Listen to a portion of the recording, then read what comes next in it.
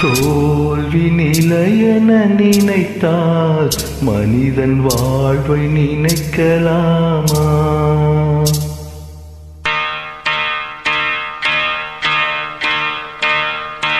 தோல்வி நிலையென நினைத்தால் மனிதன் வாழ்வை நினைக்கலாமா? வாழ்வை சுமையென நினைத்து தாயின் கனவை மிதிக்கலாமா? உரிமை இழந்தோம், உடமையும் இழந்தோம், உணர்வை இழக்கலாமா? உணர்வை கொடுத்து உயிராய் வளர்த்த கனவை மறக்கலாமா?